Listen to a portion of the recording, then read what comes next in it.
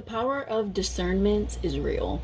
The power of discernment is something that a lot of people will never know because they don't even have self-awareness of themselves, right?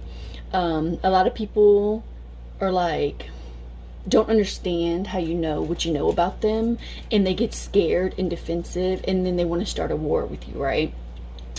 Um, a lot of people will say that you know this stuff because you're dibbling and dabbling in something, right?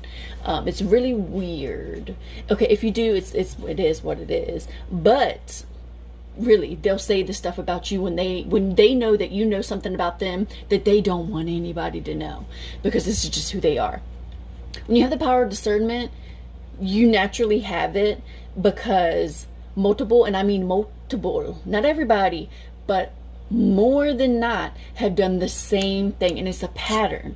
And it's just like, oh, here we go again. Yeah, I already see it before it happens. You see it, you just know it. And people like to say that this is an intuitive thing. Maybe it is, I don't know. You know, you see it before it already happens. You already know where they came from, what they're doing right now. You never know the future, because the future can go many different ways. But discernment is when you already know who a person is before they even show themselves to you, because you've been down this road so many times. You know when somebody's fake. You know a fake person when you see them, and they're usually wanting to be somebody, meaning money, power, control, or they already have it, and that's how they got it, by deceiving people. But you have to use your discernment to understand. It's like, you know somebody you can't rely on, but you want them to be the one that you rely on.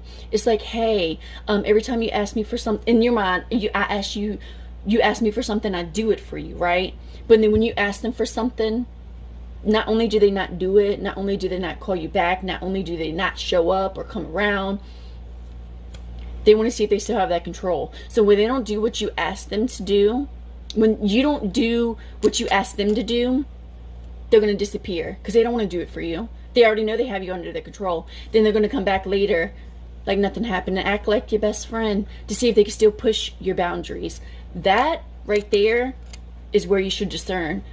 Every time I ask you for something, you disappear because you don't want to do it. But then you come back and you act like I didn't ask you, but I needed that favor. But then you help them out and it builds them up, and you don't do anything because you expect anything in return. You do it out of the kindness of your heart. But these evil, toxic people will manipulate and take that as dominance, and they want you to bow down to them.